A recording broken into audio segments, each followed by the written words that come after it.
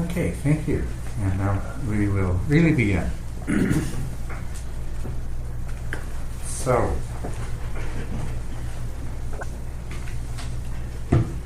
insight. I think that's a word that must have some special meaning to you. Otherwise you wouldn't be here. And probably everyone in this room has a slightly different idea of what that word means. But what we're particularly interested in getting to is what is the meaning of this word as it's associated with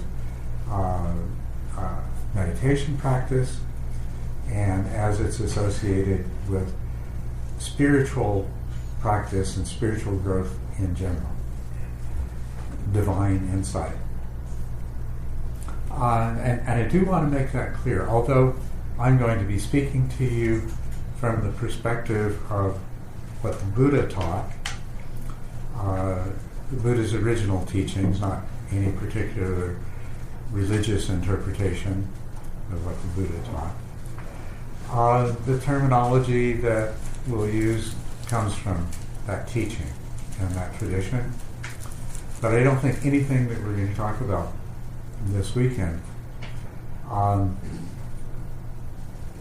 doesn't apply totally to any spiritual path that a person is on. Whether it's Christian, Judaic, Islamic, Hindu, it doesn't matter. To the degree that any of those systems is treated and accepted as a path of spiritual growth rather than a religion, what you're going to find is that there's a convergence here. Insight is how we come to know a higher truth. And that's what insight is about. Discovering a higher truth, a greater truth, a deeper truth, a more profound truth, a truth that can transform us. And if it were to be widely enough known, could perhaps transform the world, transform society. But that's what insight is about, a higher truth. The highest truth, ultimately. Over the course of the weekend, we'll be talking about no self, and at one point towards the end, we'll start talking about nirvana or nibbana. And I know that these are concepts that might seem like they're saying something very different than, for example, if you come from a Jewish or Christian background, but they're not. No self could probably be better understood as no separateness. And if you come from a Christian tradition, you're looking to overcome the separation that you experience as an individual from God. You're looking for a return to the divine. And that's essentially the same thing that's being talked about as no self, no separateness. And no separateness from what? Well, no separateness from the ultimate. Whether you call the ultimate God or emptiness or whatever, it doesn't matter. It's what you are not in fact separate from, and what you're trying to achieve is that place where you have made the return to the divine, or you dwell in nirvana. And they sound very different, but they're really not. They're really the same thing. We're really all trying to go to the same place. But the words and the systems that we build up around these make them appear much more different than they really are. But how we get there is through a growth in understanding. And that's what insight is about. And that's what we're going to be talking about this weekend. I'm sure everybody, insight's a familiar word. We all use it. You probably have, if I were to ask any one of you, can you give me a definition of insight? Different ones of us would probably emphasize different things, but we'd probably say a lot of similar things. Insight involves some kind of understanding, as it's on the slide here. And in particular, it's an understanding that pertains to cause and effect relationships.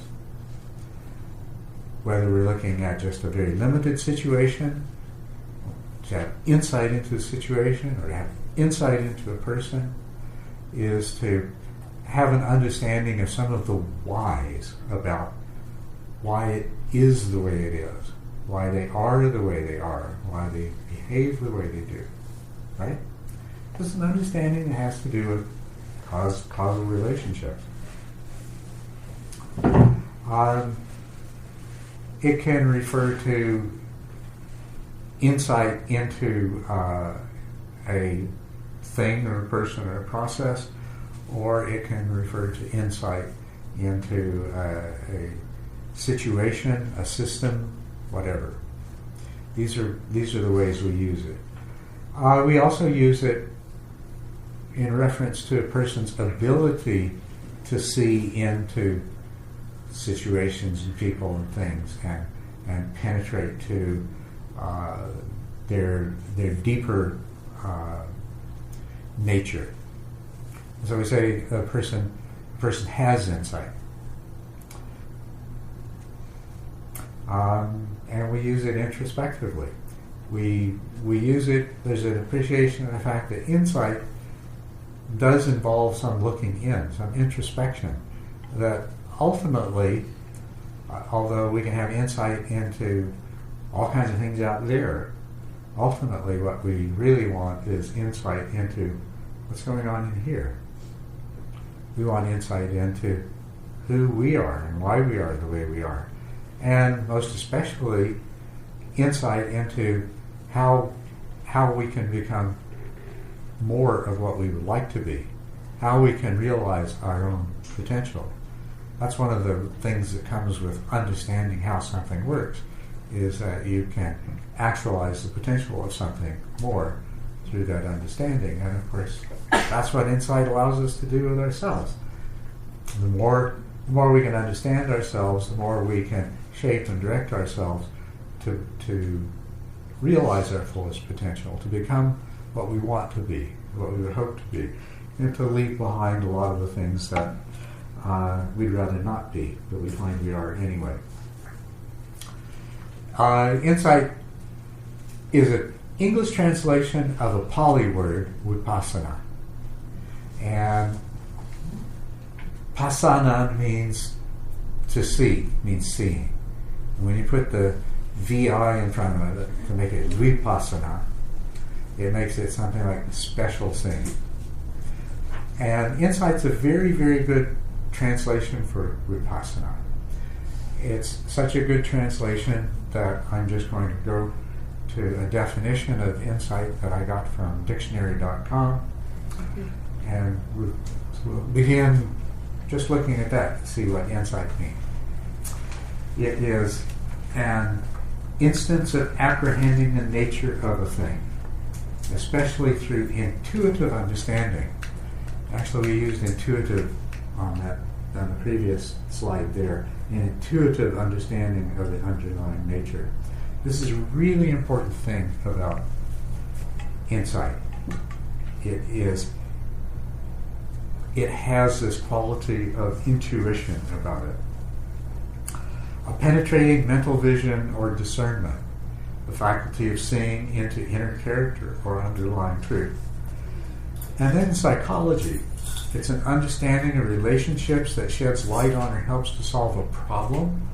And we're going to be talking about insight problem solving. In psychotherapy, it's a recognition of the sources of emotional difficulty. As a matter of fact, in psychotherapy, the first kind of insight a person has to have is they have to have an insight into the fact that they have a problem. And then they need to be guided to a greater insight of what the nature of that problem is and how it impacts on them, so that they can begin to unravel the underlying problem that brought them into a situation where they need some kind of therapy. In psychology, it's also an understanding of motivational forces behind one's actions, thoughts, or behavior, self-knowledge. So you see, this formal technical definition is really saying a lot of the same things that we did, that I covered with what are probably most people's usual interpretations of what insight means.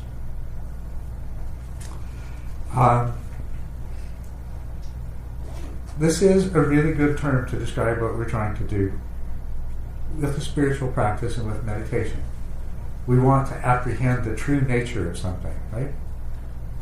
You want to apprehend the true nature of your own mind. And that's what we're doing when we're sitting meditating, is we're putting ourselves in a situation where we have the opportunity to observe our mind. It takes a while to learn to do that. You tend to learn to meditate, and you sit there and you keep trying to do something rather than observe what's happening. But eventually you realize that's what it's really all about, is observing your own mind. And through observing your own mind, you begin to intuitively understand, in a way that you didn't before, what's going on there. And then, as we'll see as we go along, with a little bit of guidance, the same meditation experience allows you to have insight into who and what you are, what kind of being you really are, and what kind of reality that you're living in. Insight into your own mind, insight into who and what you are, and insight into the greater reality that you're a part of. We meditate in order to cultivate this penetrating mental vision or discernment. Right? There's a reason that everybody isn't experiencing insight all the time, is they're lacking certain skills and certain abilities that make insight possible. But even more than that, in meditation, as the mind becomes trained, we create opportunities for insight that rarely arise otherwise, just in the course of leading a normal life. So, the word insight is very appropriate to what we're trying to do on a spiritual path and in meditation. Would you not agree? Okay. So now we want to look at what psychology has to tell us about insight, because psychologists study things like that. And psychologists have studied insight. And first of all, in this definition, we have three different things. We have therapy, we have self-knowledge, and we have problem solving. And one of the interesting things that psychologists who study this come up with is that that same process is involved in all three things. And so this has made it possible for them to study insight through problem solving. And so psychologists have invented a kind of problem that they call an insight problem, that you have to solve with insight. And of course then they take non-insight problems and they have subjects solve insight problems and non-insight problems, and then they get to study all kinds of things about how they do it and what happens and so forth.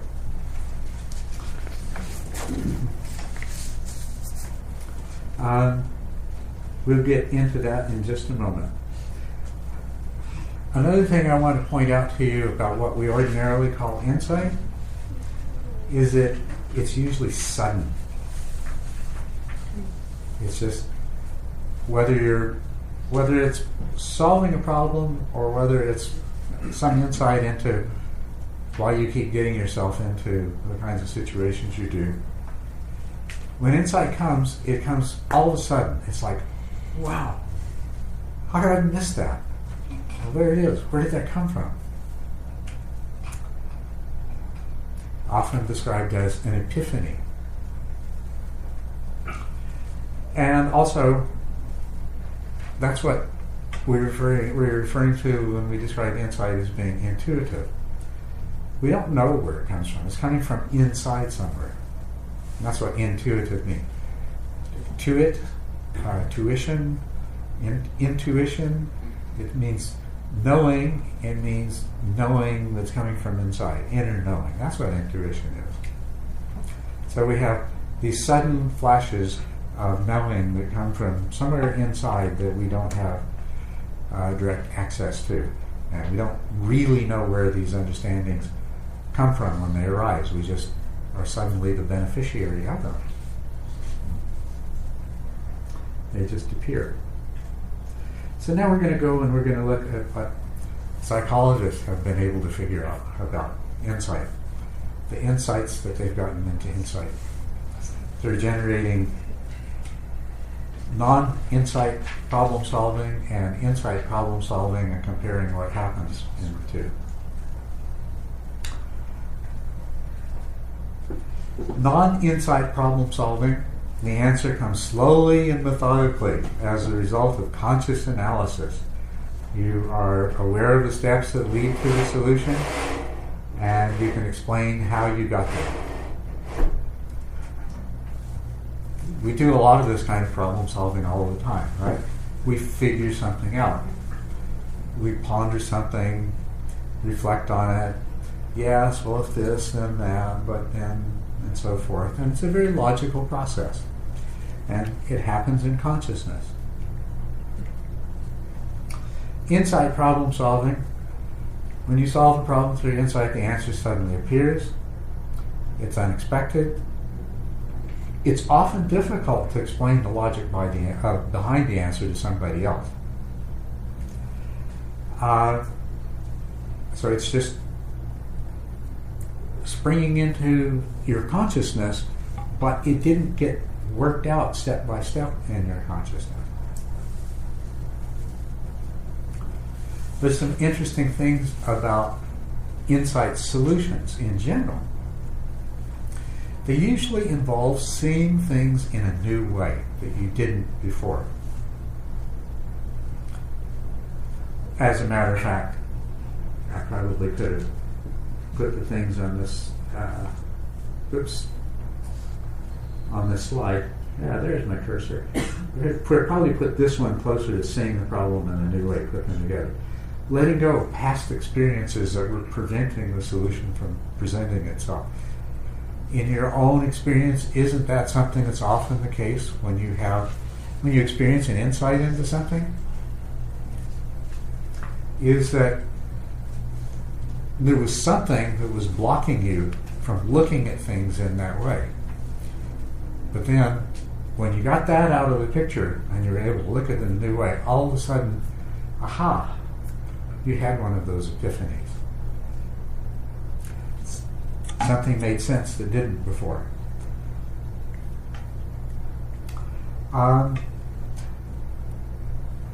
Often, insight solutions involve connecting the problem to another problem that you already know the answer to.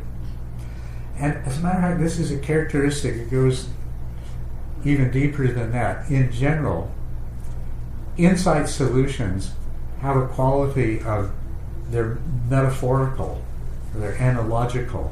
This is to that as that is to this other thing. And all of a sudden, when you understand the way that this and this are somehow parallel, then you realize you've had an insight into the inner workings of this because of this other thing you've understood.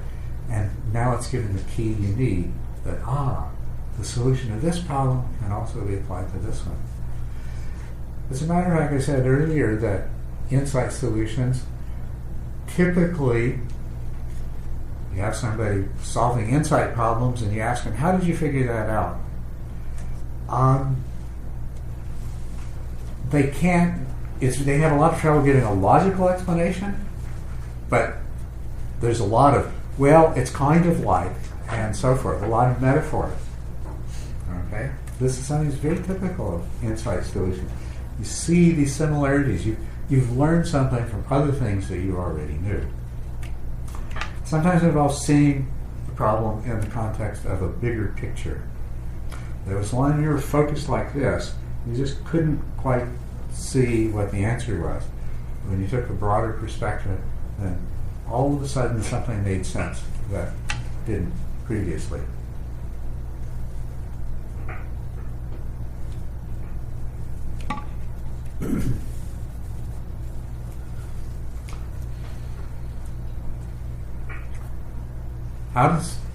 Ask yourself how this happens. Where does it come from? To me, it's such an obvious answer. Maybe it is to you too.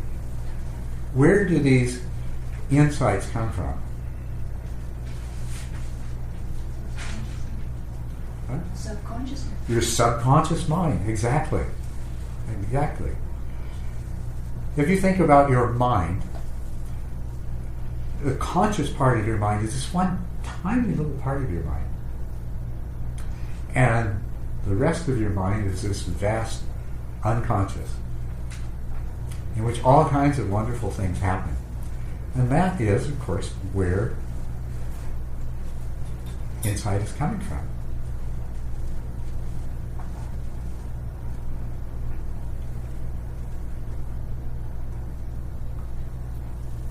So, to continue with the theme of what psychologists have learned about insight from problem solving, basically, problem solving can be described in terms of 4 steps. First is the preparation stage. This is something that happens in consciousness. You recognize that there is a problem. And what you do is you do some sorting. What is relevant to this problem and what is not? You set aside everything that's irrelevant. You focus on what's relevant. And that's called selective encoding in psych speak. But it means just basically that process that whenever you've got a problem, the first thing you'll catch your mind doing, if you pay attention, is it's kind of lining up all of its ducks. Okay, what are the things that are relevant to this? What are the things that need to be taken into account? The second stage is incubation. And this is where the solution is generated. Now, in this incubation stage, one of the things that happens is you take all of these factors that you decided are relevant and you arrange them in different ways, try all kinds of different combinations, this one with that one, this one with the other one, this one with the next one, these 3 together, so on and so forth, looking for a solution. And that's called selective combination. But you're familiar with that, right? That's what your mind does. In fact, if you watch it, this is a wonderful thing about meditating and developing mindfulness, is you can watch yourself solve ordinary problems. Like, how do I manage to go there to pick this up and still arrive for that appointment on time and miss this traffic there? You know, if you watch yourself doing that, you realize it's kind of it's a trial and error thing.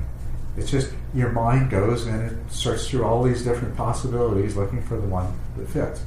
It's the kind of thing that you could easily program a machine to do. As a matter of fact, we have machines. We got one in front of me that do that for us all the time. And it can do all these different combinations really quickly, and if you tell it what you're looking for, it can tell you in very little time what are the combinations that are most likely to solve your problem.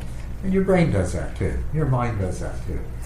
And that's part of what you're doing when you're thinking through a problem, is you're trying different things that seeing which combinations work. There's another process that's very important. It's called selective comparison. And that's where you're comparing this problem and its solution with all kinds of other situations. And when you find one that seems similar to what you're dealing with now, then you can try out the solution to it and see if it works for what you're doing,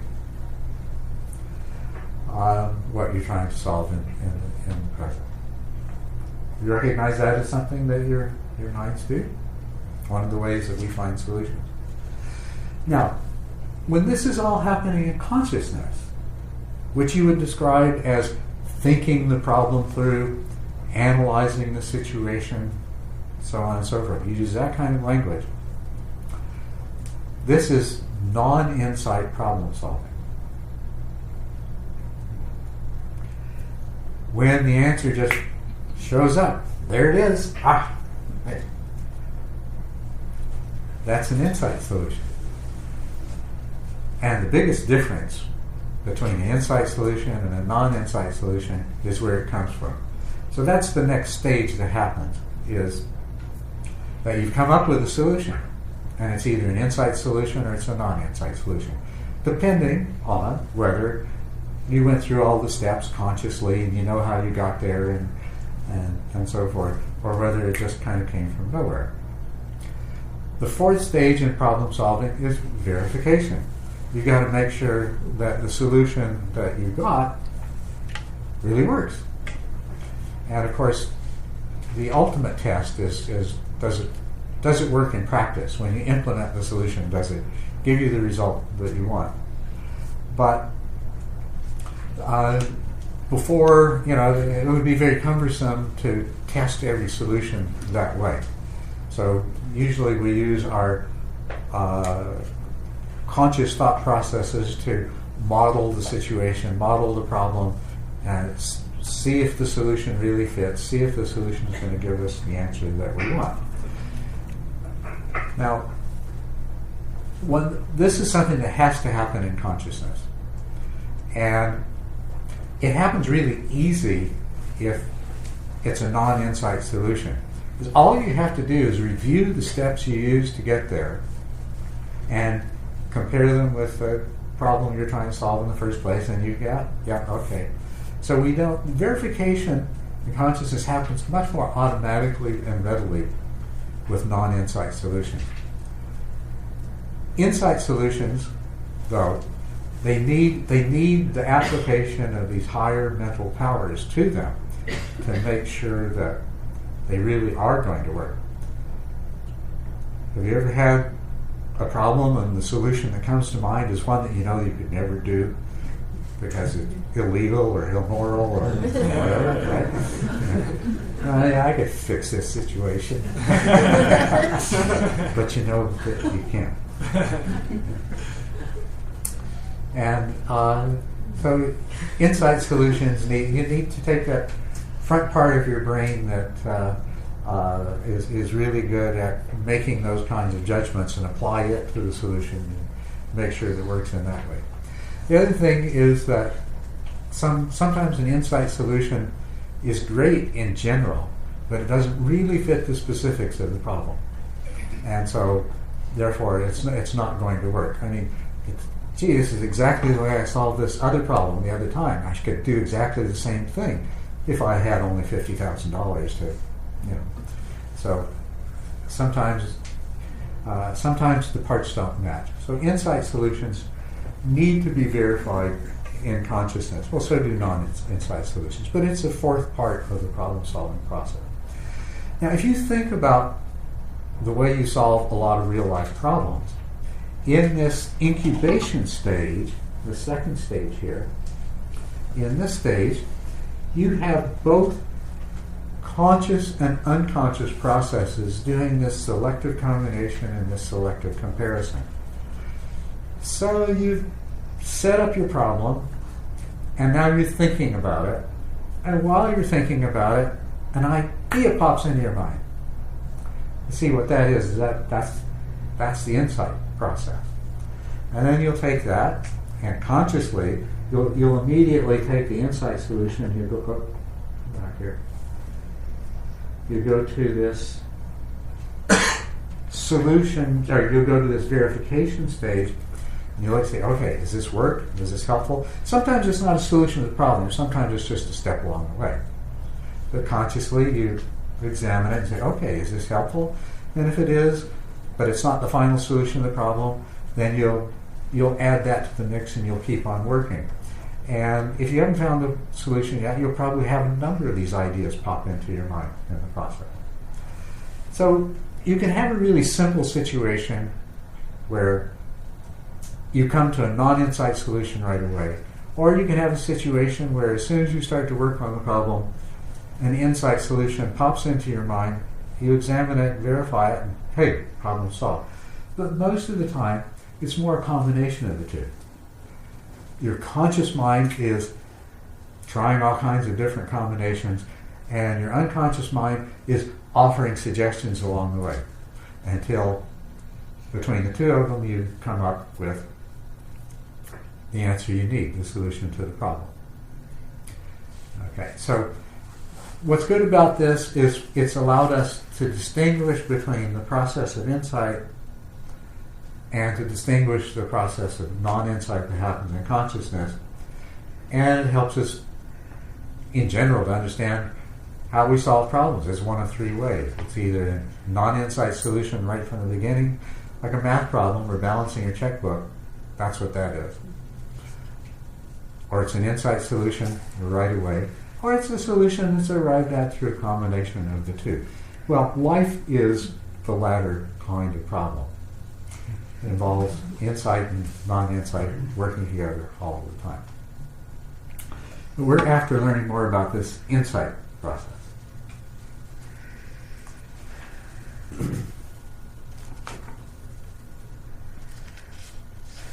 Oh, by the way, I'm going to mention to you a few things, other things that psychologists have found out about non-insight versus insight problem solving, because I think some of you will find this interesting. Okay? Using fMRI and EEG, they've established that the brain behaves very differently when somebody's solving an insight problem compared to a non-insight problem. So if you wire somebody up or stick their head in an MRI machine or something like that, and then give them an insight problem to solve, their brain reflects the fact that different processes are taking place than if you give them a non-insight problem. Maybe I should explain to you, give you a few examples of non-insight problems. One that is, one you'll like is called the Dunker candle problem, named after a guy named Dunker. It's not about dunking your candle. D-U-N-C-K-E-R. The problem is a person's given a candle, a match, and a box of tacks.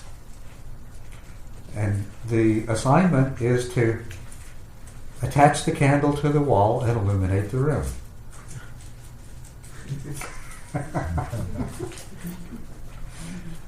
That's an insight problem because it requires you to think in a different way.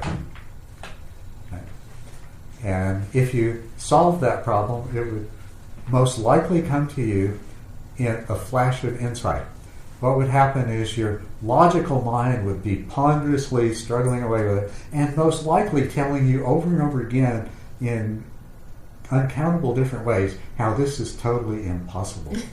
Right? Then, if you solve it, you'll solve it in a flash. You want to know the solution? Does anybody know the solution? Yeah. You take the box. Yeah. You use it as a platform. You use the tacks to push it to the wall. You light the candle. You drip it over the box, and you put the candle on it. Absolutely right. Now, did that just come to you in a flash, or did you know that previously? It's the first time I've heard it. What? First time you've heard it? Yeah. Wait. You're very good. You take the box. Okay. It's part of the equation. So you take the box, you take the tacks, you stick the box to the wall with the tacks, and then you light the candle, drip a little bit of the candle onto the wax onto the box, stick the candle onto the wax onto the box, and you got it. That you can longer. You're great. That's exactly it. Isn't that a great problem, though? A great example of an insight problem. Another one kind they do is are puzzles that require special spatial abilities. Like it's one is the 9-dot problem, where you have 3 rows of 3 dots. We have 9 dots, and you want to make a line that connects every dot. You want to use 4 lines and connect every dot. And it's the same thing. It's an insight problem because you'll try this and you'll try that and you'll try the other thing and everything else, and just about the point you think, there's no way to do this, it's impossible. All of a sudden you'll see the answer, and then you'll make the 4 lines and connect all the dots. So these are insight problems, the kind that are used. So they show that when somebody is coming up, in the process of coming up with an insight solution, their brain shows a different kind of electrical activity, and the fMRI will show different parts of the brain, different specific parts of the brain, becoming more active than others. Immediately before the solution appears and when the solution appears. Another thing you might find interesting about this is that there's a definite difference between the right and left hemispheres. And you probably won't be surprised at this, but non-insight solutions are left hemisphere. Insight solutions involve a lot of activity in the right hemisphere. So,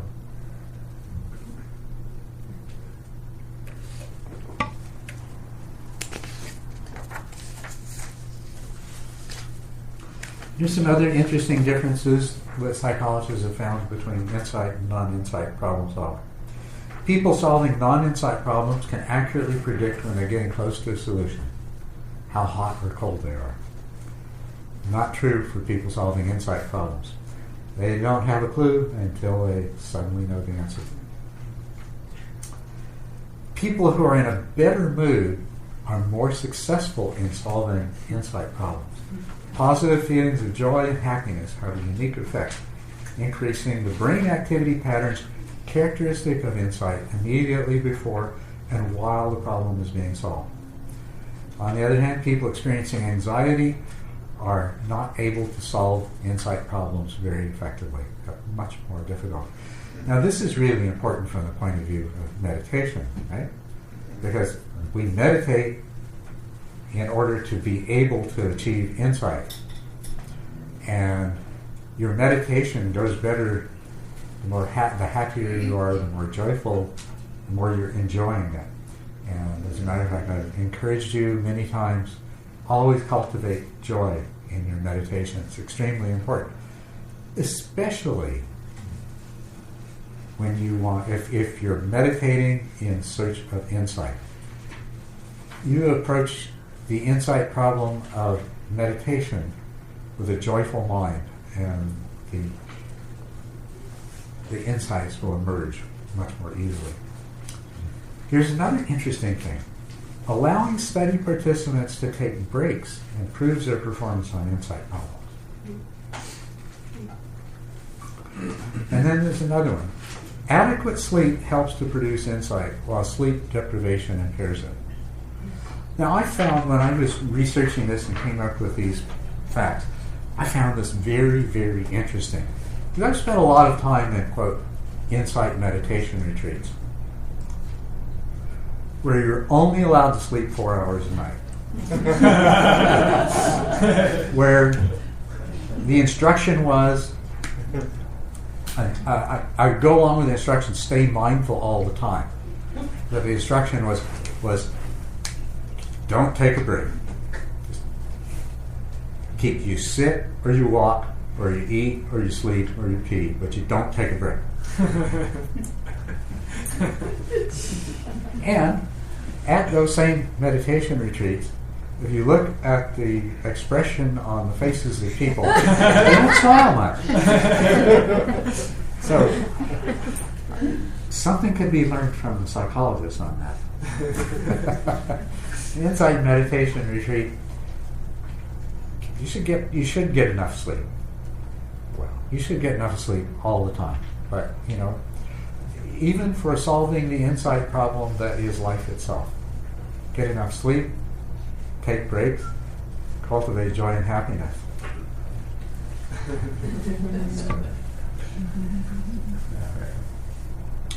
Anyway, and what we talked about so far has become really clear.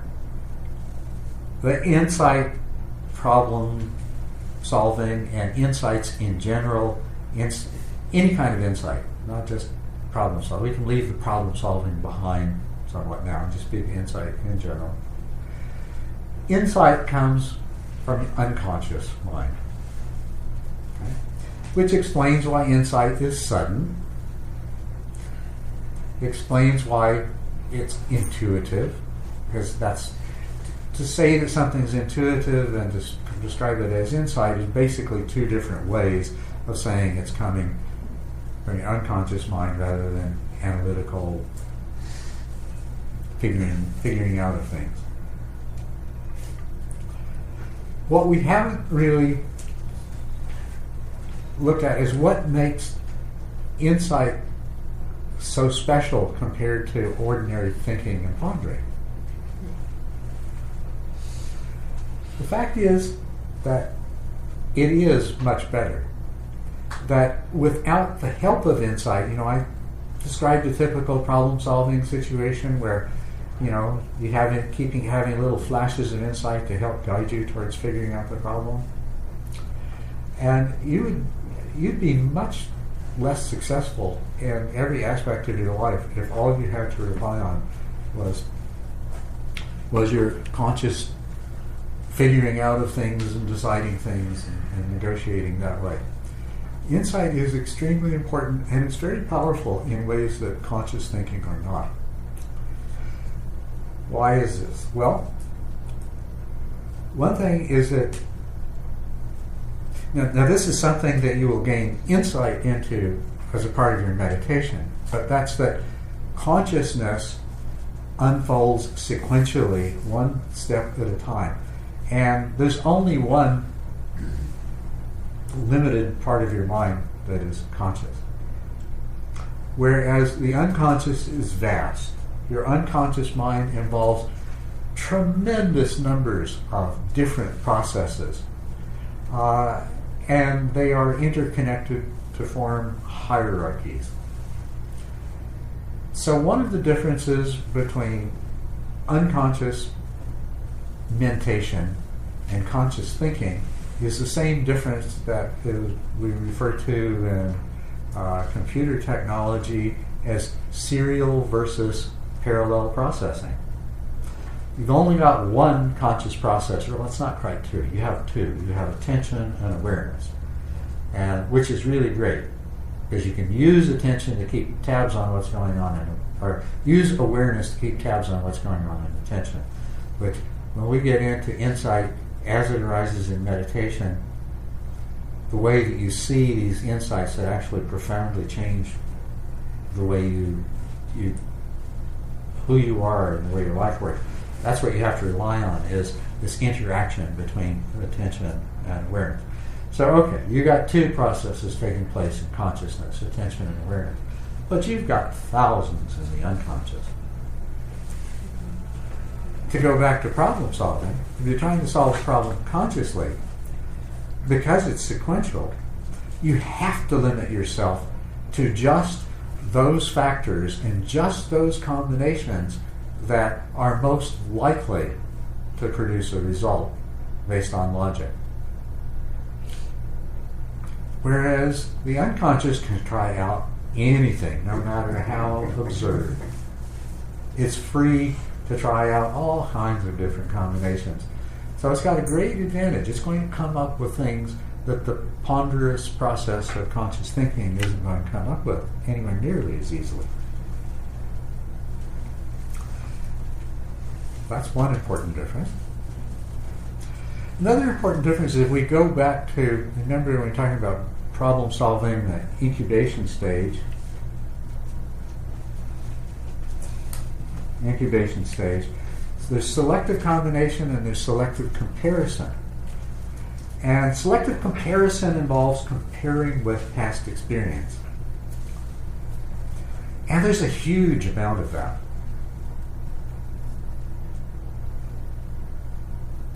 So obviously your unconscious mind, with its multitude of different processes, is in a much better position to draw upon the whole vast collection of past experiences that you have in the process of selective comparison, whereas your conscious mind is much more limited. And this is probably why insight solutions to problems rely on metaphor and analogy to describe and interpret. Because in fact, this particular aspect of problem solving, this is where the unconscious mind has such a tremendous advantage. It can draw on virtually the entirety of your past experience, looking for that information that's going to really make things work. So it also explains why insight tends to be metaphorical. There is a third factor that comes into this as well. Everything that happens in consciousness is available to available to every part of the unconscious. As a matter of fact, we won't get into that much this weekend, but maybe next Thursday. The function of consciousness is exactly that, to make information available to all this multitude of unconscious processes. That's the purpose it serves. So whatever goes on in consciousness, all of its successes and failures in the process of trying to solve the problem, every part of the unconscious says, oh, I see, okay, I already tried that, I won't bother. But nothing that goes on in the unconscious is available to consciousness until it becomes conscious, which it usually does as an idea or a solution, potential solution. Or a dream. Sorry? Or a dream. Well, but a dream actually is a good example of a place that insight solutions show up. You know, some of the discoveries that have profoundly changed the world, and some of you may be familiar with these. For example, Kekule figured out how the structure of the benzene ring, which basically broke organic chemistry wide open and made, right down to this present moment, drugs and plastics and everything else you can think of. Because he dozed off after dinner and had a dream of 6 monkeys chasing each other, each holding a tail. And he woke up and said, that's it. It's a good example of insight, right? It's a metaphor. It was a metaphor that held the answer to a problem that he'd been working on for months with no success, using logic. And there's many examples of that. Monkey mind at its best. So, What's that? Monkey mind at its best. Monkey mind at its best.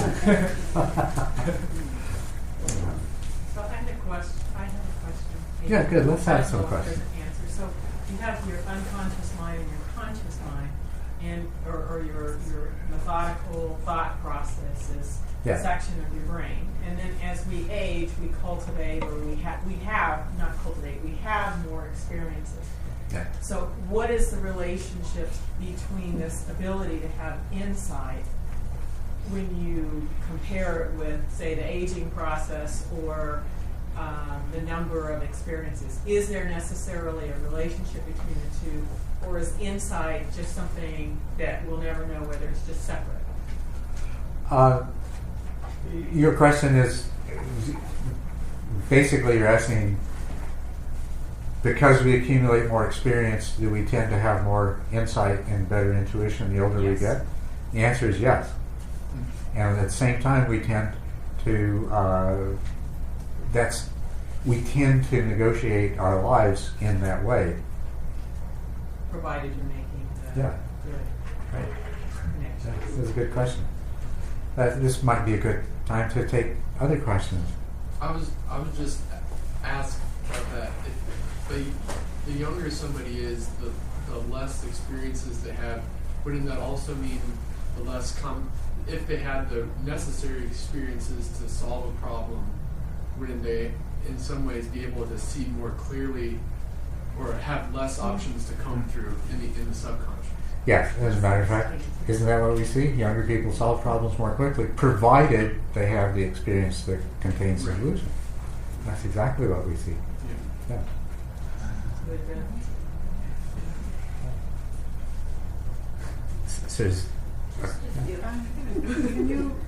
Can you say anything at all about how these unconscious processes are finally launched into consciousness? It's always such a surprise to acquire them. It would be nice to be able to stack the deck a little. Well, what you're saying is, since insight and intuition is such a marvelous thing, wouldn't it be nice to have more of it? How can we know we're clever? How can we? How does it get? I'll tell you what's happening. Consciousness consists of awareness and attention. Attention is where the focus is, that's where the analysis is, everything else. But nothing comes to attention except through awareness.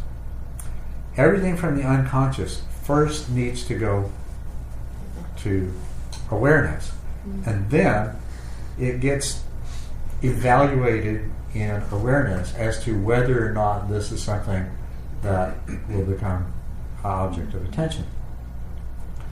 Have you ever, once the solution to a problem has been arrived at, you realize that you had, quote, thought of it, but you didn't really. You were aware of it, but you were on the tail of something else, and so you ignored it. And this is going on all of the time. Different unconscious processes are always offering things to consciousness.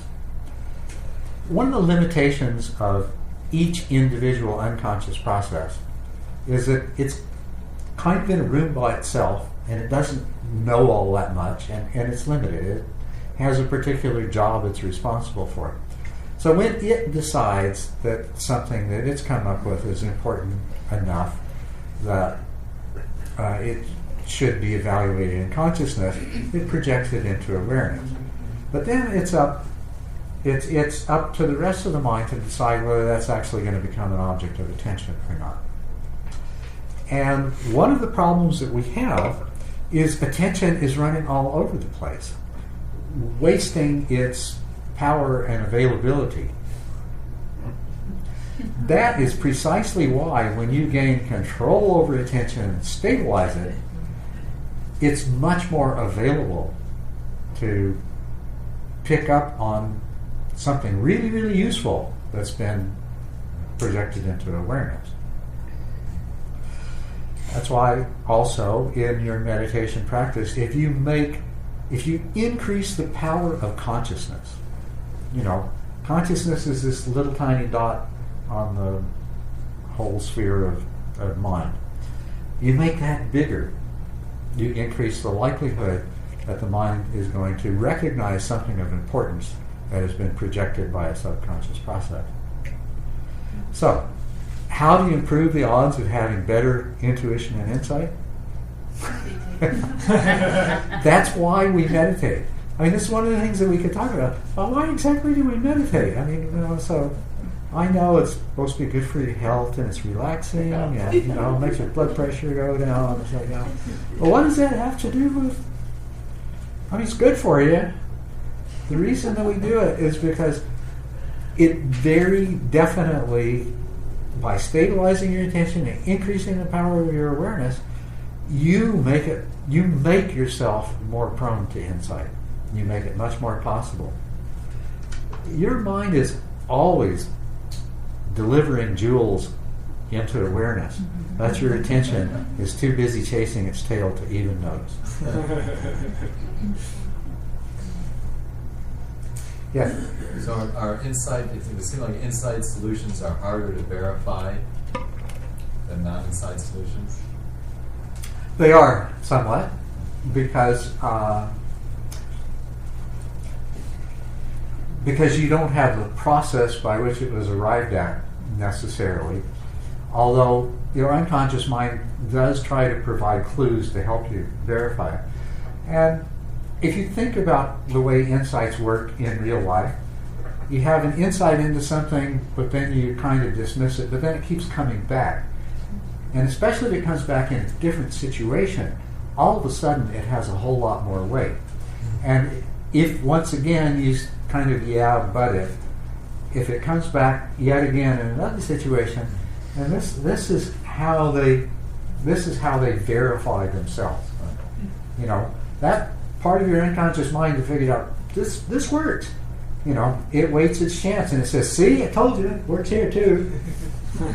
Until finally the rest of your mind says, "Okay, you're right." This is a really important part of what happens in meditation. When we talk about the progress of insight, the 18 different knowledges that a person progresses through that culminate in that insight that totally transforms you, makes you into an awakened being rather than a worldling. The insights have to go through this process. It is a process of encouraging the insights to come forward, holding them when they're there, trying them out and testing them over and over again. There's a lot of resistance to be overcome. Because one of the things that insights tend to do is they tend to change at a deep level the model your mind has created of reality, including yourself. And it doesn't make those kind of changes easily. Right? It takes a certain amount of convincing. That verification of insight is a really important part of the process.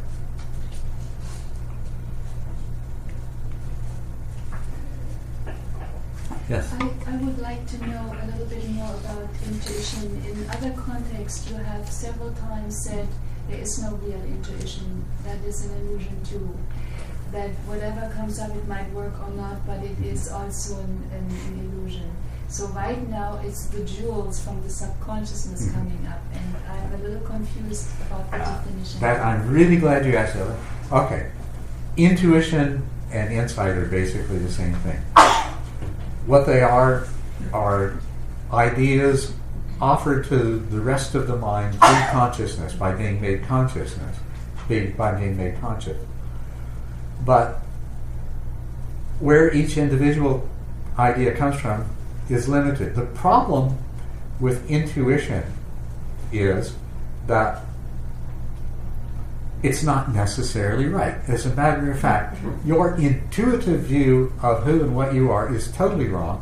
Otherwise, you would have no need to meditate and try to gain insight.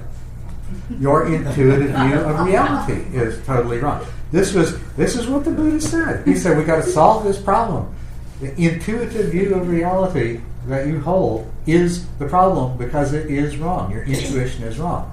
So we have to, the process of insight is changing, it is to change your intuitive view of reality and make it one that is more correct and therefore more functional and better. The problem is some people, they become enamored of intuition. You know, oh, if I don't know where it came from, it must be right. Well, no, not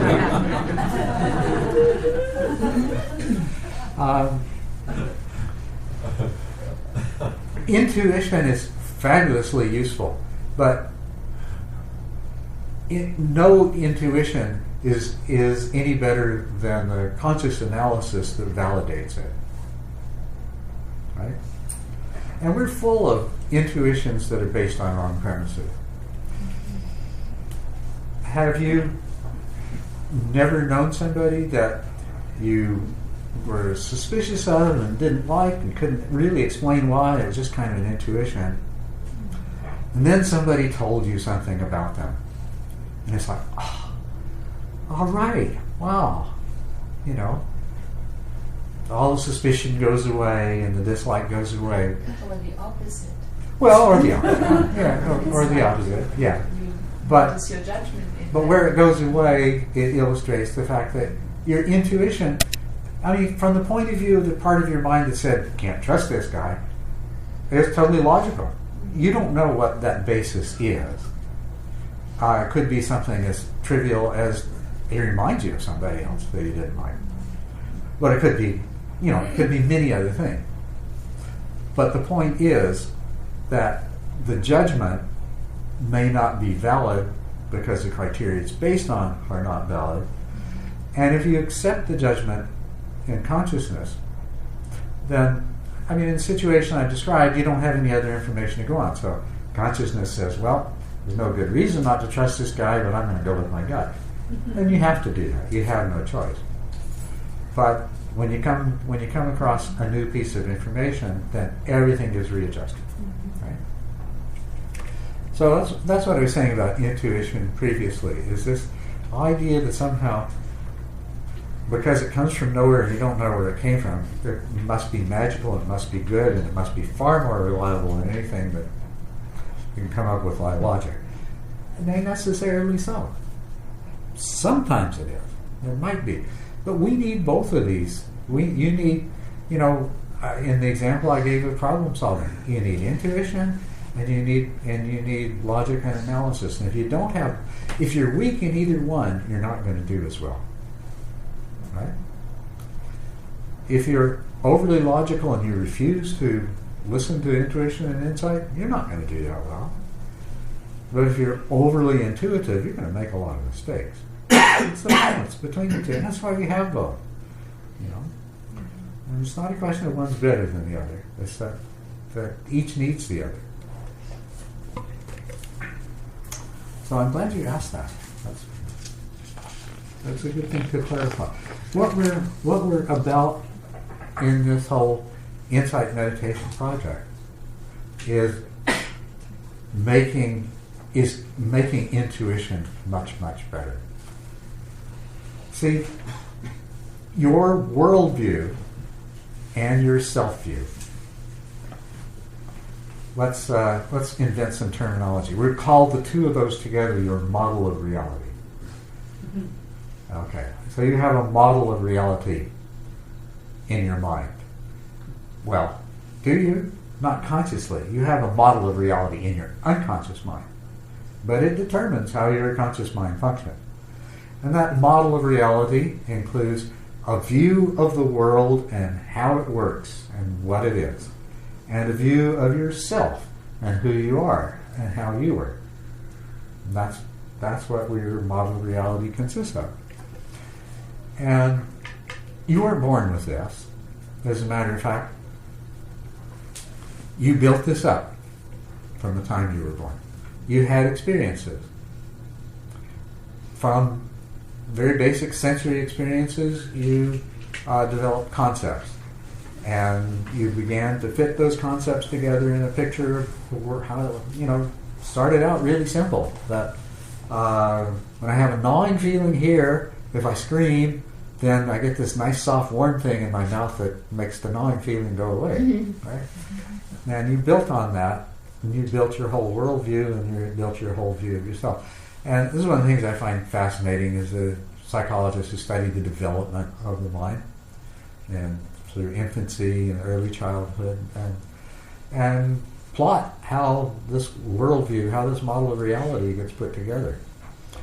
But what we're after is improving that. Well, as a matter of fact, what any psychiatrist or psychologist or therapist, any therapist that's working with people with problems of a fundamentally psychological nature, what are they doing? They're trying to find the part of their worldview and self-view that doesn't fit with reality, that's making them suffer, that's creating problems, that prevents them from being effective socially, being effective at work, being effective in their families, having relationships, or whatever it is. What it is there's part of the intuitive structure of reality that they're carrying around which just plain doesn't work. And now this is true of all of us. As we grew up, we built up our worldview and our self-view. And we kept having experiences where the way we thought things were wasn't working. Those experiences, that's what I call an insight experience. And the result of an insight experience is an insight problem. And when you solve the problem, you've had an insight. And by solving the problem and having an insight, you've changed your model of reality in a way that now works better. And remember adolescence, but for most of us, pretty traumatic period from about 13 to 19 or 20.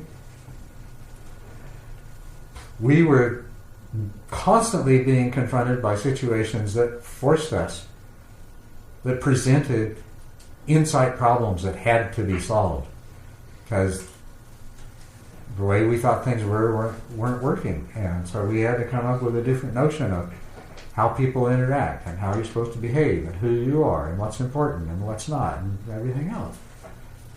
So life is a process of accumulating through insight a much more workable model of reality. And we've all got parts of our model of reality that don't work especially well in certain situations. Everyone in this room, if I ask you to, in a space of 5 minutes, you could write down a list of things that don't work in your have consistently don't work in your life, right? Now, there's an interesting thing about that. If they don't make us too miserable, we don't do anything about them. If they become a big enough problem, then we apply our faculties to it, we experience an insight, we see things differently, and the problem either goes away or it gets a whole lot better, right? But there's some people who, for certain problems, even though they make them quite miserable, can't do that. Those are the ones that need therapy. Because there's something in their mind that prevents them from looking at the problem as a problem. It's too uncomfortable to look at, so they don't look at it. Or they're so attached to another belief that it's incompatible with that cannot look at that. I know things are this way and I will not look at that. That's not consciously, that's what's happening unconsciously. So their situation is they got this big problem and they end up saying, well, doc, this is my problem. And so then the therapist has to guide them to confront the problem. In other words, to confront the experience that doesn't work. When they actually succeed in confronting the experience that doesn't work, that experience, instead of being something that they constantly avoided, it becomes an insight experience. Now, as an insight experience, it can lead to an insight if they are willing to confront it and work with it and find a solution to it. Consciously, they'll think about the problem, but unconsciously, their mind is...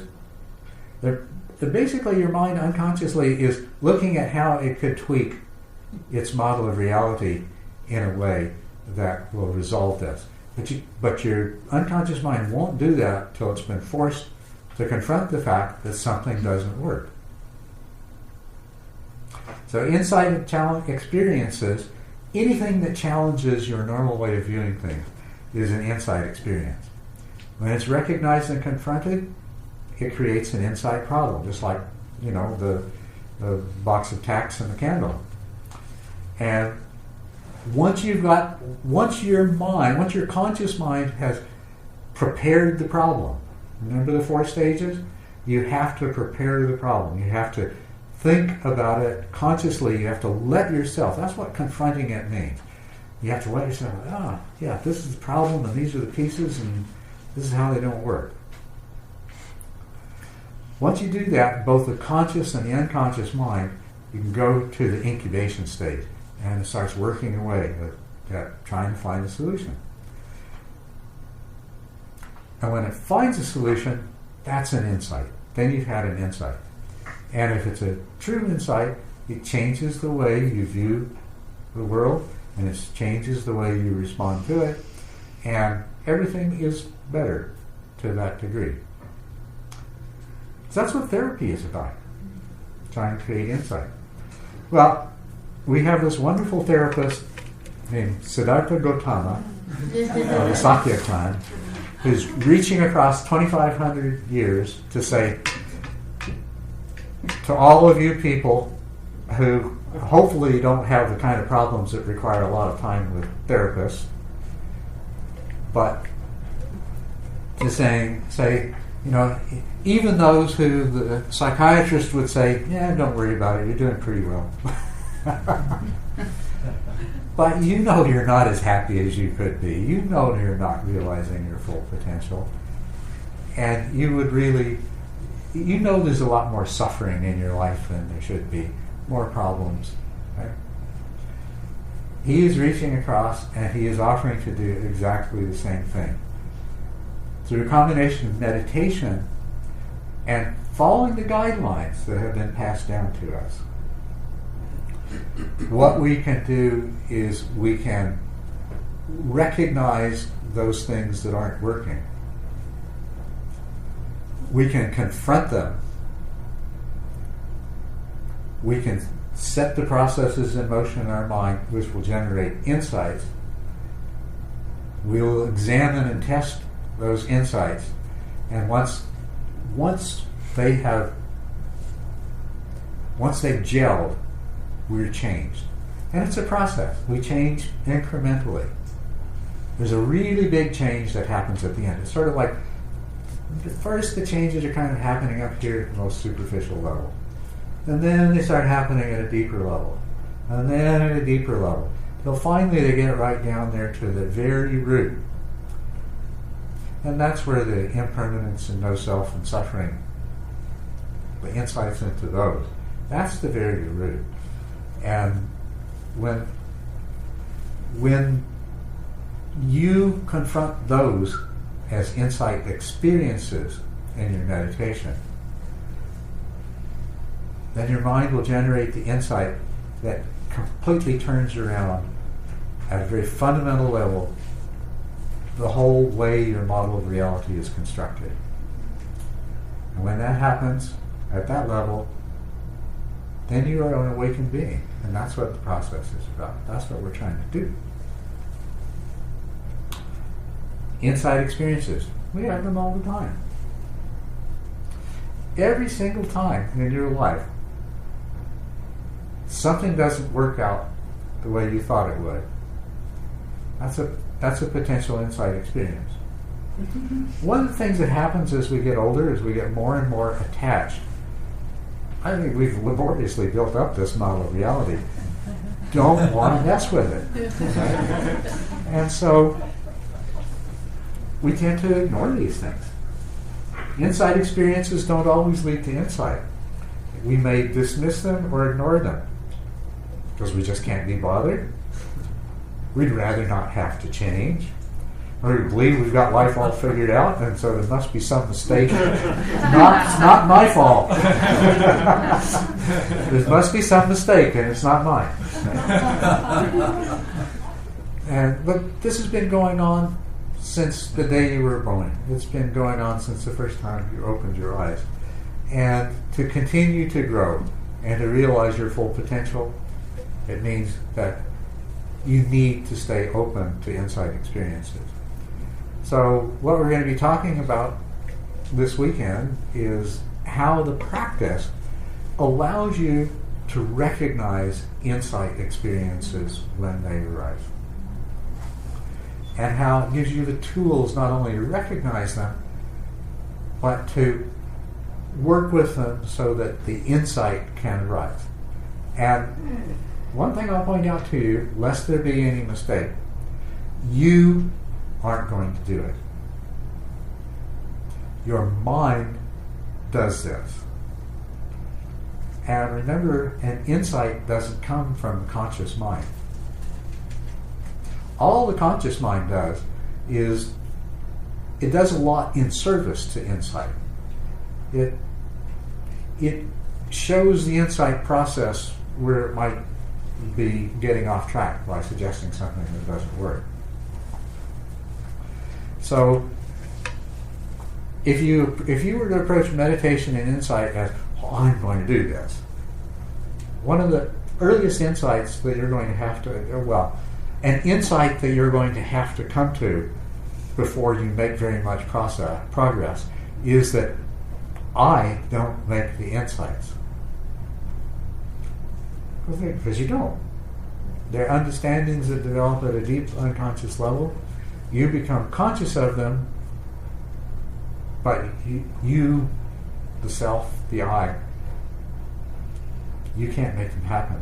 And as a matter of fact, the more I there is, the more you fail to see them. The more you don't recognize them, the more they escape you. Because the ultimate fundamental insight of all insights is that this separate self that you think you are that can do anything is a total illusion.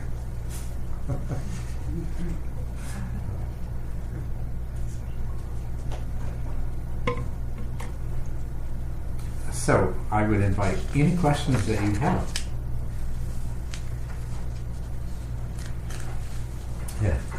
Can you explain in your model how insight, I would say actual insights, you have the experience, you get a solution, but then it slips out of consciousness, you forget it. Maybe it'll come back around again, and then you forget it again. What's going on there? Okay, well, it has to do with both the depth that an insight penetrates to, and also, in a sense, you might say there's a breadth aspect of it too. How broadly that insight gets applied in terms of different mental processes and different kinds of situations you can find yourself in. First of all,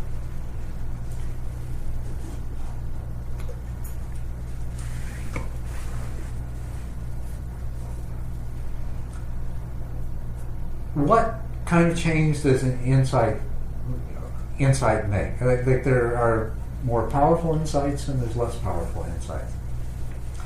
So sometimes an insight isn't going to do much more than just add an additional piece of information to the model of reality that you already have.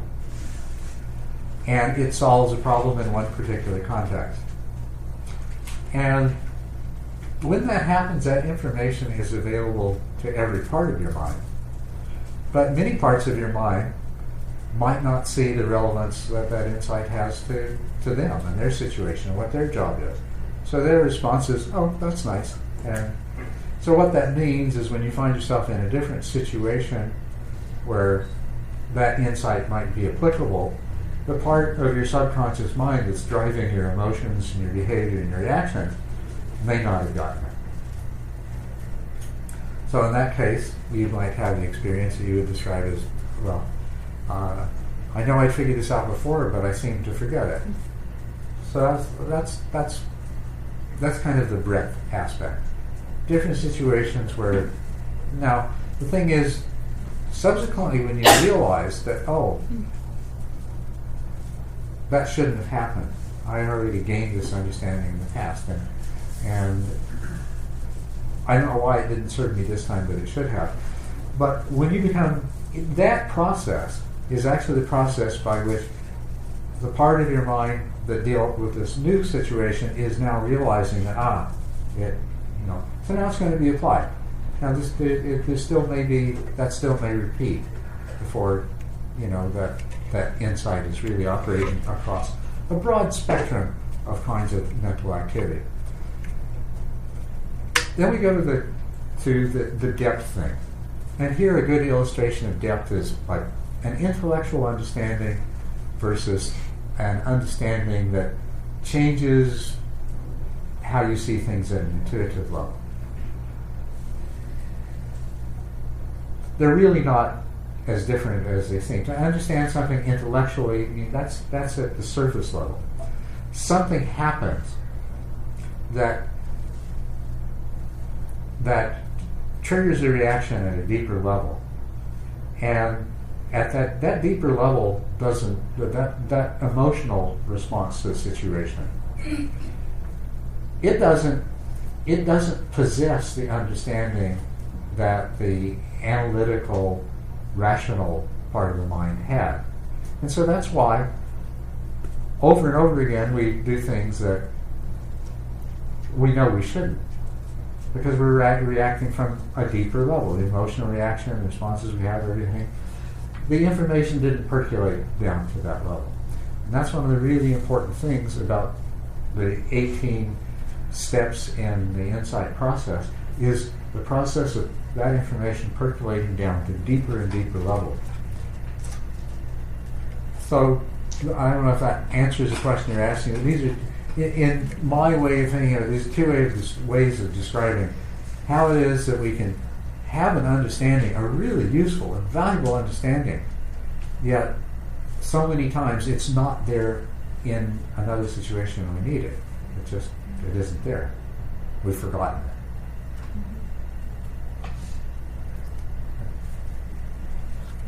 I was just going to say, do you think that maybe that's part of, like with the box of tacks, if I own the I, maybe sees it as just a box that is for holding tacks, Yeah. and we focus on what we know, maybe, and because we focus on what we know, we ignore what's obvious to the subconscious. That's a really important part. This kind of goes back to Chris's question earlier, how do we have more? A very important part is to learn to let go of the assumptions that are standing in our way. And that would be an example. Yeah, this box, it's a box to hold tacks. It's a tack box, right? And to solve that problem, you need to be able to let go of that. That's only one thing it is. It's only one possible thing it is. It's an object. What else is it? And this is one of the things that happens as a result of meditative training. It's part of the realization of what's called emptiness. Is that something is the way it is only because your mind has chosen to see it that way, and that if you can loosen that up, then anything and anyone can be so many more things. And it just, the whole world expands as a result.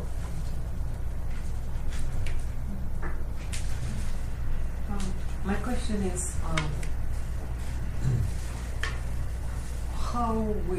from where insights come? From, yeah.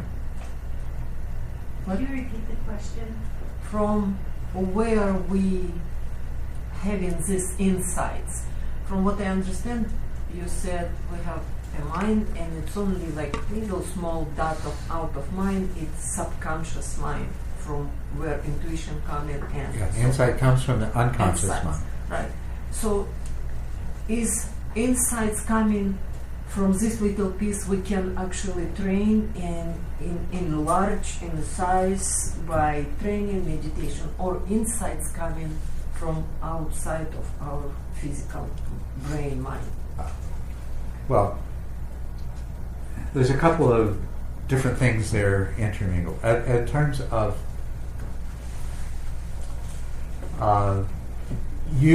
the only thing that any of us has to work with in terms of our intentional activities is our conscious mind. But since every part of your unconscious mind responds to the conscious mind, what you do with the conscious mind is exceedingly important. So although this is the mind, consciousness is just this little part. It's a very key part. It's how, well, I'll just leave it at that. It's a very key part. Using consciousness properly allows you to tap into the potential that's in the unconscious. So that, I think, was one part of the question that I heard you ask me. The other part you were asking, does this insight just come from your own personal brain mind, or does it come from somewhere else? Well, I could say to you, no, it also comes from somewhere else. And that's true from a mistaken way of viewing things. Because if I say that's true, then you have you have this picture of, okay, here's my mind, separate from the rest of the universe, and stuff is coming from somewhere in the rest of the universe into my mind. But as you will discover if you follow this path, there is no separation. There is no separateness. The distinction between your mind and what you might want to call cosmic mind, there is none. There is no boundary that you can point to. So, in an ultimate sense, the question is flawed. But I think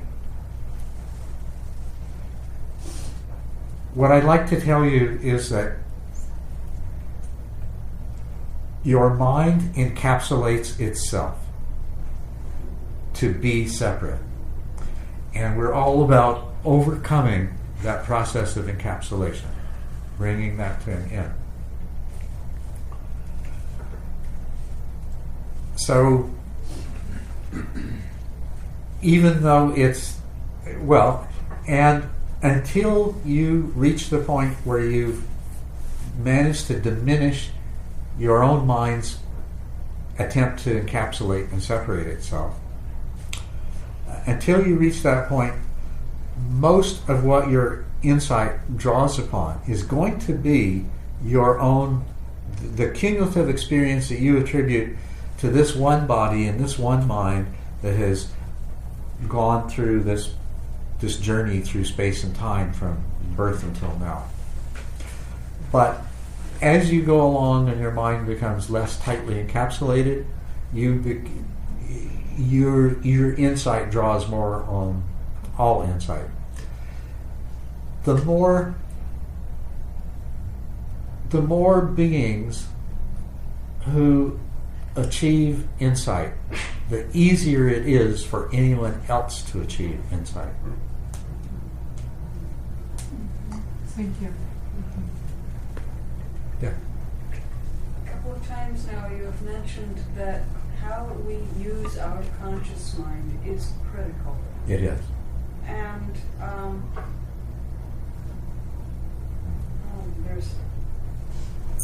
there's a tendency to take conscious mind for granted. There's a tendency to dismiss that very thing. So I would like you please to say a little bit on how is it critical? Or how exactly is it critical? I've got this conscious mind, I waste cycles all the time. Mm-hmm. How is it critical? What, I can't be spending 24/7 in meditation. Well, first of all, to use your words, unless they were Jordan's words, sitting in meditation is training wheels. And once you've learned to meditate, yes, you can be in meditation 24/7, awake or asleep. And there's a number of people in this room who already know that. So, yeah, you can be. How you use your consciousness. Well, right now you look at what the average person's consciousness is doing. They've got no control over attention, and awareness is sorely neglected. Attention is busy chasing after this thrill and that bit of excitement and this bit of pleasure and this worry and this hatred and this anger. And it's bouncing all over the place like crazy. And at the same time, awareness is withering on the vine.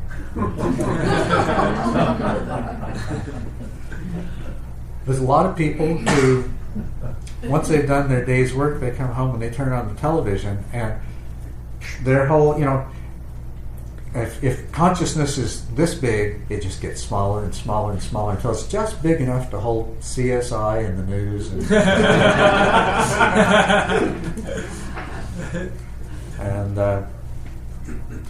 and a commercial for Depends. So, how you use your consciousness is so important, because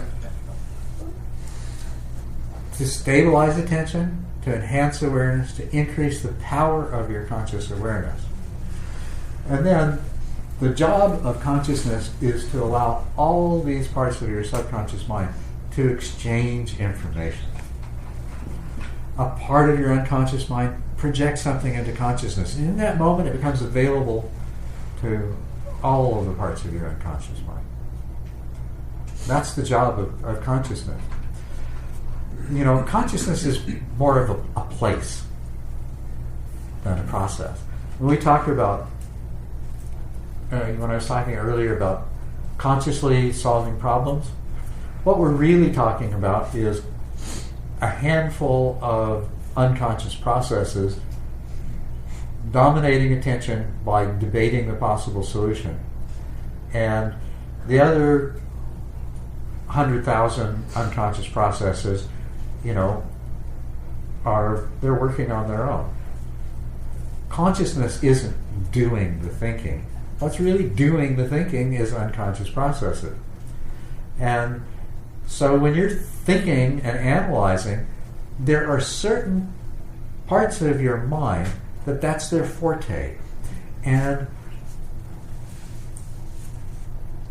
many of us have allowed them to dominate consciousness, so that when there is a problem, it's that handful of mental processes that are really good at arithmetic and verbal logic and a few things like that, they jump in and they take over, and that's what's, and the rest just kind of goes on in the background, and when part of it comes up with something good enough, it projects it in there. And then that handful says, oh wow, this is good. So you're saying I have a handful of processes that are the bullies on the playground, and sitting quietly lets the other kids play too. What was the last part? Sitting quietly and opening up to the other unconscious processes gives them a chance on the stage. That's right. What it means to cultivate introspective awareness is to open yourself up to what the rest of yourself has to offer. Well, the whole reason I had asked the question had to do with dialogue from a friend who came up with this idea that moved her very deeply. It moved her so much she was afraid to do it. She wanted to do healing prayer for her dead mother, who had always been a Class A screw-up. There was nothing on the planet this woman turned her hand to that she did well. And she was alcoholic and addicted, and she did a lousy job raising her kids, and she had too many men, and oh man, the list this woman has for all the ways her mom is a screw-up. She decides she wants to do a healing prayer for her mom, but her mom's been dead for 10 or 15 years. And there's this little voice in her head that says, oh, it doesn't matter. And there's this other voice that just throttled her and said, yes, it matters very much. You do this. And she went ahead and she was surprised at how much it mattered. And it has to be that these were unconscious processes emerging into her consciousness and having this dialogue where she got to hear it for the first time. Yeah. And I was trying, when I asked that question, to say, how do we better use our consciousness? Because I'm right there with the waste cycles watching CSI Independence. And I'm really trying to break that. Yeah. At least when you watch CSI, you can watch your own mind watching CSI. That's a big yeah. Well, what you say, that the ability to access this from our unconscious intuition, it has something to do with our relationship to pain and to joy? Our ability to access it. Well, it does in a very simple sense that when you don't listen, you experience more pain. And joy is a mental state that reflects a unification of the mind. And the mind only becomes unified when, for the mind to become unified, it has to communicate. And for it to communicate, consciousness has to be open to allowing different parts of the mind to express themselves. There's a very direct connection in that regard. Okay. I have a question too. When you spoke about that we can access our problems or solving problems through insight meditation, is there a cultural difference to it? Like, for example, a so-called crazy person in our world can be a shaman in another world, or in other words, when I'm sitting in meditation and encounter another stumbling block, maybe it's not a stumbling block when I would live somewhere else. So the thing is, what we do, I think I'm referring to behavioral changes instead of really deep spiritual changes. When we look at what the problems are in our lives, to adjust or to really go deeper. And I don't want to adjust, Yeah. Well, you want to go really deep, but adjustment is a part of that process. It's just that you don't want to stop with.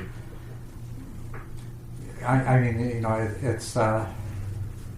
Excuse me, I have some severe spasms in my leg, which is part of the health problem that I have. You don't want to just be well-adjusted. The world is full of well-adjusted. Exactly. Miserable people. Well-adjusted means you're just not particularly more miserable than your neighbor. and you don't want to stop there. But adjustment is definitely, a part of it. When something in your life isn't working, it's an opportunity to grow. But there are so many of those things that you could tweak that you'd have to live 10,000 years and practice mindfulness all the time to just and you'd still be just scratching the surface. So, but until you reach a certain level of adjustment, then what's going on in your mind is going to be standing in the way of you seeing more clearly and seeing more deeply. You know yourself. When you are dealing with a difficult, disturbing situation in your life, looking more deeply into yourself becomes very difficult. Your mind wants to focus on this situation out here. It wants to fix this.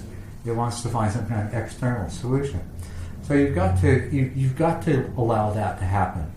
But then what we usually do is we've kind of fixed things, and then we want to turn off and not go any deeper. But that's the wrong thing to do. That's only the beginning. Now you've got the external distraction out of the way. Now you can look more deeply into yourself and say, what is behind this whole situation anyway? Because it's not the first time it's happened in your life. And unless you look more deeply, it won't be the last. If you don't look more deeply, next time it happens, you'll have a more well-adjusted response to it. And your therapist will be proud of you. But it's still happening. Just one more question. What happened with consciousness of, so to speak, bad people I call convict or child molester or something? Is that means they don't have, they have conscience, but it's broken conscience, or they have just some chemical imbalances, or what? You think what happens to the minds? To the consciousness of those people. We say, oh, he don't have any conscience because whatever. Mhm.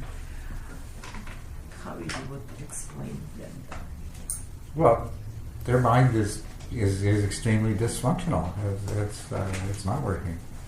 So it's mind. It's not something to do with this part of.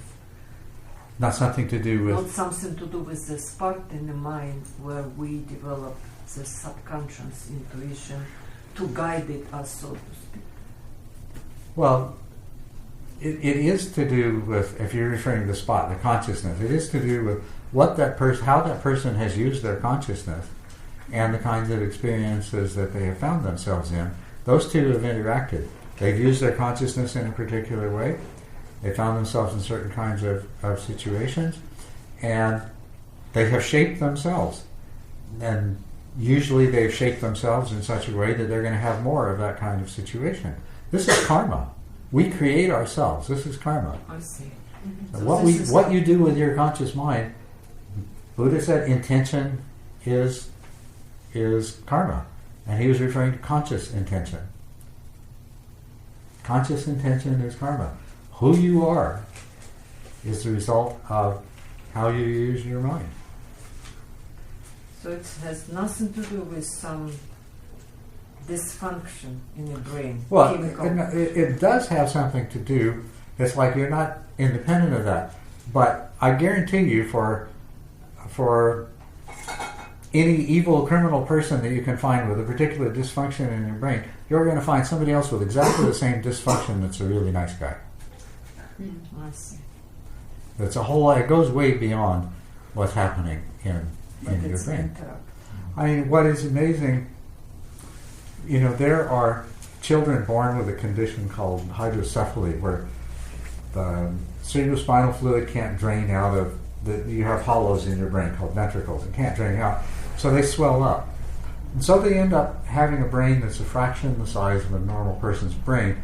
It consists of this thin shell of brain that's pushed up against the skull with this huge fluid-filled space in the middle.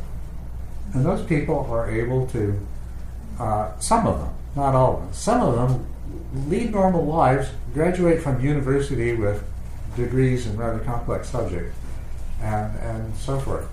So, whereas others are pretty much vegetables. It's not just what happens with your brain. That's only one factor. But, it's a significant factor, nevertheless. It's not irrelevant. It's totally irrelevant. Yeah.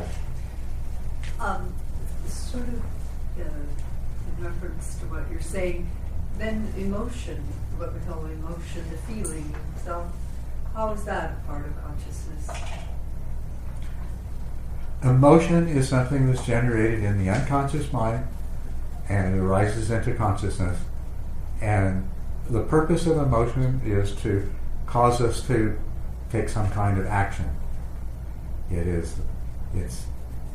have an emotion, and it makes you want to behave in a particular way. So it's a good example of, where do emotions come from? Well, suddenly start feeling some way. You say, well, I know why I felt that way. It was because he said such and such. Well, that's true, but did you decide that you were going to have that particular emotion? No. As a matter of fact, no matter how hard you decide you don't want to have that particular emotion, you still have it anyway. There are parts of your unconscious mind that's what their job is to produce emotions. And they're connected to other parts of your mind that evaluate situations and say, aha, it's time to have this kind of emotion. Well, so that's often an emotion that you had, say, as a very young child, then becomes the model for how you interact and how you are, how you think you perceive yourself as a feeling person in the world. And it no longer is attached to reality, and is probably no longer true, I'm thinking in my own mind, no longer true today the way it was, Exactly. say, when you were very young. So then consciousness somewhere comes in and it becomes an institutionalized thing. I would say it institutionalized in the hierarchy of thinking. Yeah. Those are very hard to, sometimes very hard to break habits. Yeah, that is a classic kind of thing. We behave in a way that might have worked when we were 7, but it doesn't work when we're 37. And what we do is we don't look at it. If we develop mindfulness and we get in the habit of looking, then we'll see, and all of a sudden we see that, oh, this doesn't work anymore. And that's insight. And that, what's that? And that's insight. And that's insight. Mindfulness leads to insight. If you practice mindfulness, you'll have all kinds of little insights in your daily life, which will allow you to change. You see, a part of your mind that has made you do exactly the same thing, behave in exactly the same way, the last 500 times this thing has happened, even though it stopped working many, many years ago. A situation arises, it gets turned on, it makes you do and act in this way, and then it goes back to sleep. And usually what you do with consciousness is you try to forget about it, rationalize it, make it somebody else's fault. You don't look at the situation. If you look at the situation and say, wow, this is what I did, this is how I feel now, that's how that person's affected, and you just keep being mindful as the situation keeps unfolding, that information is now getting back to the part of your mind that was responsible. And you won't have to repeat that very many times before that part of your mind gets the message and said, wow, I thought I was helping all the time, and I'm not. I think I better change the response I generated. And so a result of mindfulness is your personality starts to change. Or at least you begin to react differently in certain kinds of situations. But I think I should probably let you go home. So what we're going to do tomorrow, beginning at 9 o'clock, we're going to be doing some guided meditation as part of this.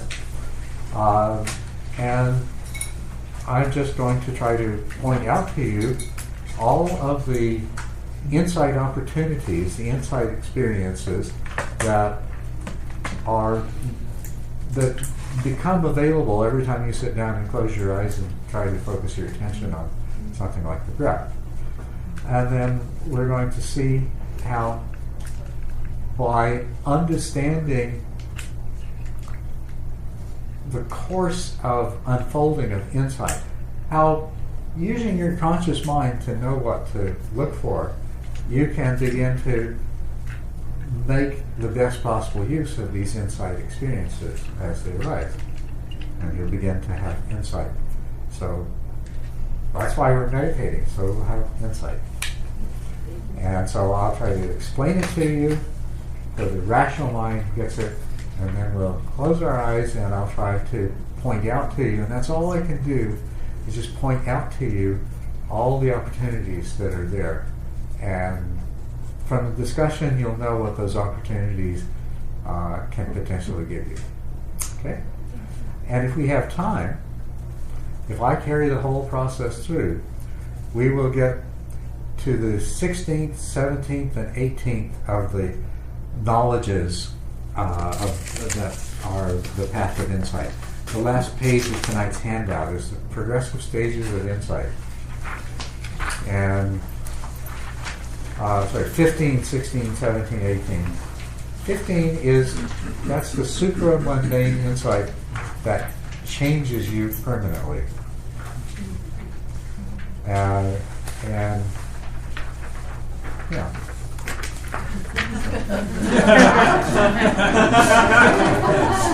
Show of hands of who's coming back tomorrow.